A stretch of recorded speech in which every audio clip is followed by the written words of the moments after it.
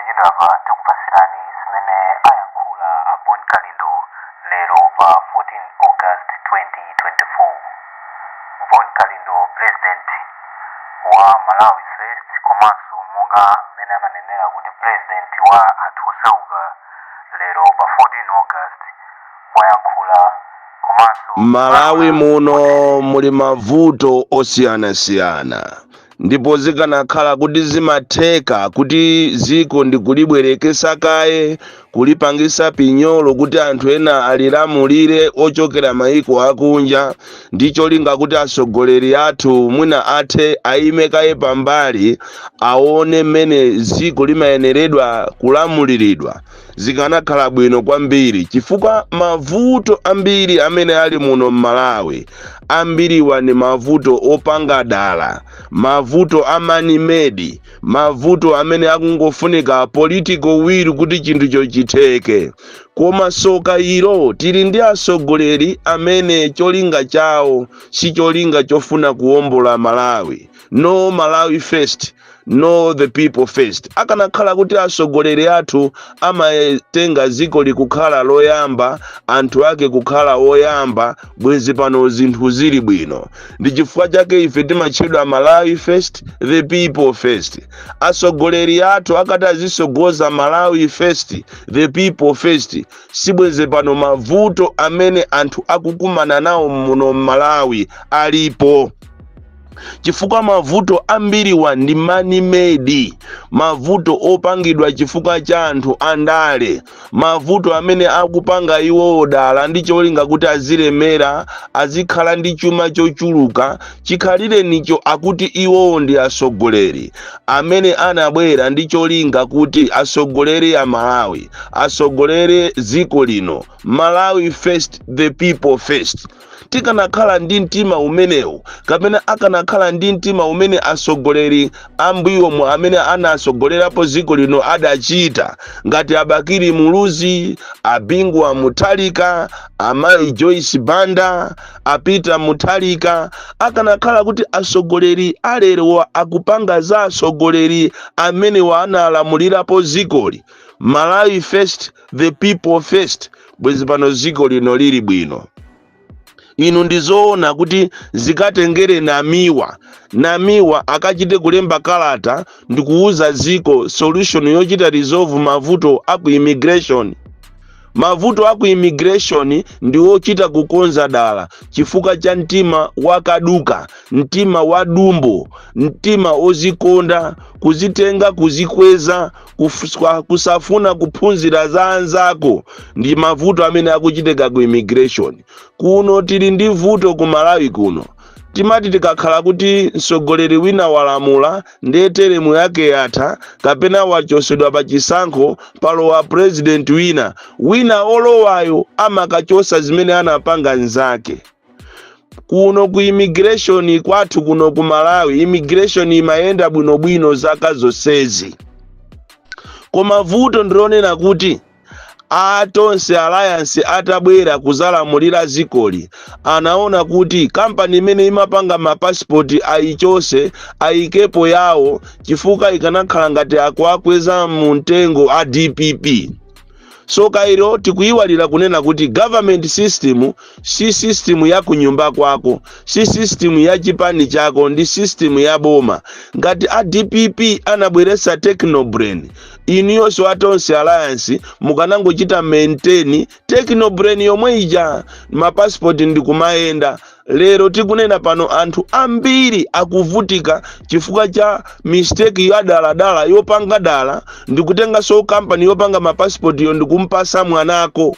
Mwana wathu ochokera ku State House ndi amene ali ndi munyake wa company imene ikupanga mapassport.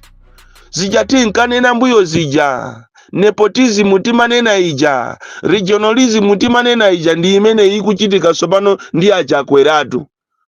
Anachosa technobrain ndicho linga kuti ati asaoneke ngati a DPP ndi madolo, ndi anayichosa technobrain ija ndikubweresa mwanawo ndi uyu akupanga mapassport a fake, mwanawo ndi uyu akupangisa Amalawi kuti azizunzika.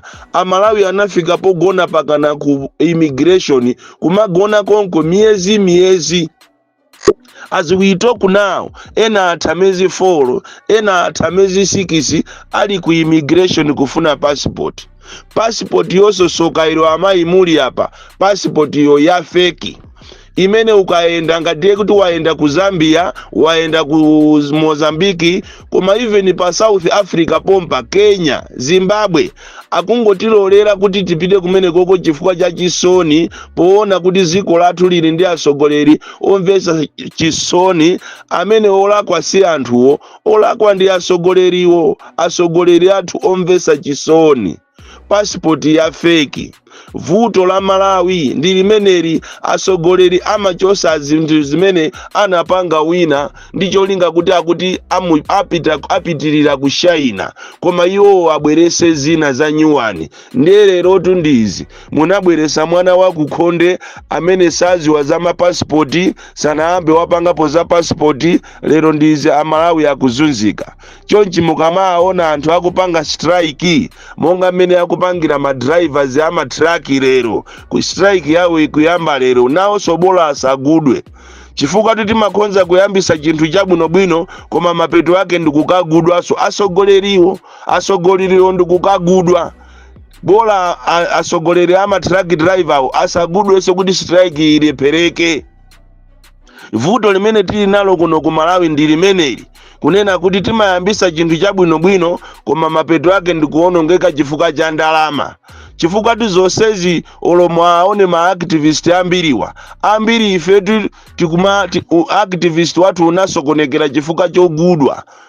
Ndipo ndikudandaula ndi mmene ma convention athamu, ndikudandaula ndi mmene makangano ku MCP athamu, ndiye kuti ma activist manjanjawidi aja amapanga ma press conference kumampangira minister X, kumampangira minister M, ndi cholinga kuti azipeza ndalama, amene ajatu avutika kwambiri, avutika. Vuto la kuno ku Malawi tilibe institutional memory. Timafuna tizipanga zinthu zokuti anthu azatitame, azanena kuti izizi anabweresa ndi wakuti. Kodi inu Amalawi mwina ambiri inu boma simaliziwa mmene limagwirira ntchito? Even misewu yomwe ikupangidwa mu Lilongwe, anthu ena akhoza kumapanga matama kumanena kuti chakwera delivers. Misewu imene ijayo ndi brain child ya Malemu Bingwa Mutharika. Ndipo itachoka mu Malemu Bingwa Mutharika inazabwera mwa Joyce Banda, nkutheka kuti mwina iwo sanachite implement, ndikuzabwera mwa Peter Mutharika. Misewu imene iyi ndi yothandizidwa ndi ya aid, yothandizidwa ndi maiko, si ndalama za boma la Malawi, si president Chakwera, ndi chiganizo cha ma president ambuyomu. Ndelero muzipanga kuti ni Chakwera delivers. Misewu imene mwaigumula nthawi imodzi, imene ikusausa anthu iyi, imene ijayo ndi chitukuko cha president Peter Mutharika. Ndipo ndi chitukuko chokuti chikungothandizidwa kuchokera ku maiko ena, si ndalama za ziko linolo. So nkhani ya ku immigration ndi nkhani yoputa dala. Mavuto aku immigration ndi mavuto adaladala, mavuto opanga anthu andale ndi cholinga kuti aoneke kuti ndi madolo. Inu zoona ziko kapena president boma likulephera kupeza passport, likulephera kupeza company yopanga ma passport. Why are you making Malawians to suffer a lot? Why are you retreating Malawians? Inuzoona over the past months anthu Amalawi akuzunzika kopsa ku immigration. Inu mukuziwa kuti mwana wanuyo akulephera kupanga ma passport. Why not returning technobrain yomweja? Nthawi zina kukhala ngati munthu wopepera koma ukupanga zanzeru zimathandiza. Ngati yena amanena kuti ichichi anapanga ndi wakuti, inu ngati mukuona ngati musuluka kapena mupepera, si mupepera chifukwa zinthuzo zikuyenda mboma lanu. Lero kumpempha msilikali kapena lawyer wankulu wa boma, Attorney General, kumuuza kunena kuti tapanga ndizotheka kunena kuti technobrain ibwerere, akunena kuti ine sindingapange zimenezi chifukwa chokuti ine sindimalowera nkhani za administration kapena administrative in nature. kudabwaso kunena kuti kapena iwowa aliso mgulu lomweri, ali mugulu lomweri la madili wakuji na immigration, chifukwa at the end of the day amene ati atchuke ndi iwowo kuti anapangisa kuti mapasipoti atavuta nthawi ina, mapasipoti atavuta iwowo anapangisa kuti pasipoti iyambeso bwinobwino. Nthawi ina ine nimakumbukira ulamuliro wa Joyce Banda, mafuta anavuta kunoko ku Malawi. Mzimayi within 100 days anapanga zinthu zonse, mafuta ndikubwerera, forex ndikubwerera. Anachuka ndi ndani? Anachuka mu history ndi Joyce Banda. Lero iniyo Athabo Chakaka Nyerenda mukanapanga zotheka kunena kuti Technobrain ija ibwerere, sikuti ati mushayinisa chipani cha DPP. Oi, simushayinisa ndi chipani cha DPP, mushayinisa tonse alliance yanuyo ndicholinga kuti ku immigration kubwereso sanity. So zimene akunena anamiwa zija ndizoona, ife ngati Amalawi First tikugwirizana nawo anamiwa zimene anena zija, ndipo ngati iwo atenge action yopanga mademo, ifeso Amalawi First tiyame maso Amalawi tipangisaso nafe press conference yathu Amalawi tipite pansewu, chifukwa boma iliri latitola kwambiri. Kodi inu andale mmapanga zimene zichifukwa chani? Ndi chifukwa chani andale mmapanga izi? Si mmafuna kuchita implement zinthu zimene wapanga munthu wina chifukwa chani? Mbuyo muso inalipo Sedom imene inapangidwa, inali ujeni bungwe longongoza ndalama Sedom inalimo mbuyomu. Atabwera ena anayisintha Sedom ija ndikuyinena kuti Sedom iyi tiyisiyeso zina lina, ndikuyitchula kuti Madefu. Madefu ija atabweraso ena anayisinthaso ndikuyitchula kuti Medefu. Awaso mene abweramu ayisintha Medefu ija sopano ndi Nifi. Komatu bungwe lacho lomweri jalongongozesa ndalama zija kumango sintha zinthu, kumango ononga ndalama cholinga kuti wina ake asashayine. Ku Malawi kuno tikanakhala kuti timachita implement zimene anapanga Kamuzu, zimene anapanga Bakiri, zimene anapanga Bingu Mutharika, zimene anapanga Joyce Banda, zimene anapanga Peter Mutharika, ziko lilili patali kwambiri. Koma moyo umene ulipo kuno ku Malawi moyo wachabe, moyo wansanje. Ma advisors ndi amene amamuuza president kuti bwana musapange chimene chocho mumushayinisa Chilima. Kunapangidwa malifomu nthawi ya malemu Chilima, paka na lero malifomu ja anatengedwa ndikukasiyidwa ku State House. Ukamamvesera mkatimo ma ministers ni ma advisors anakamuuza nani? President Chakwera kuti mukachita implement izi mumushayinisa Chilima.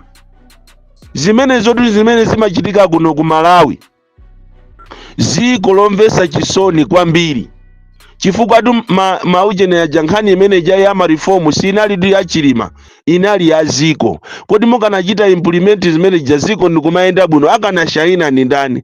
Akana shayina si Chilimatu, akana shayina ndi iweyo Chakwera, ndi ma ministers yako.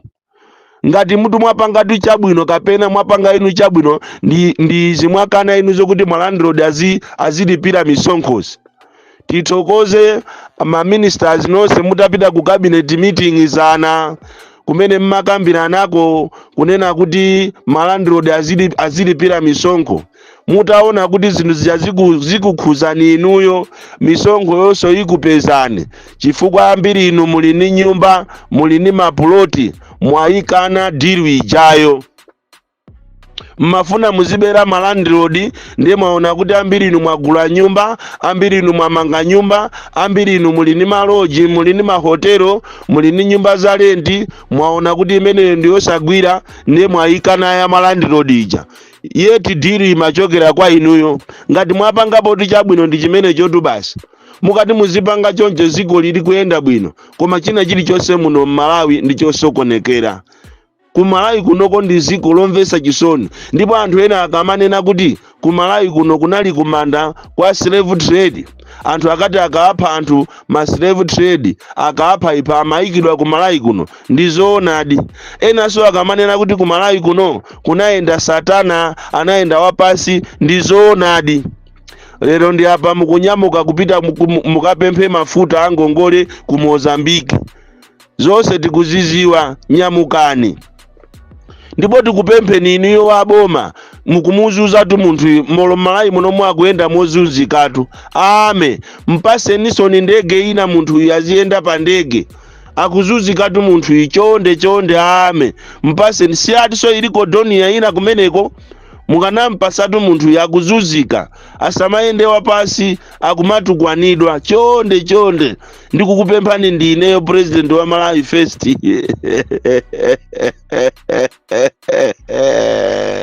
mpaseni ndege unali kuyankhula kwa Boni Kalindo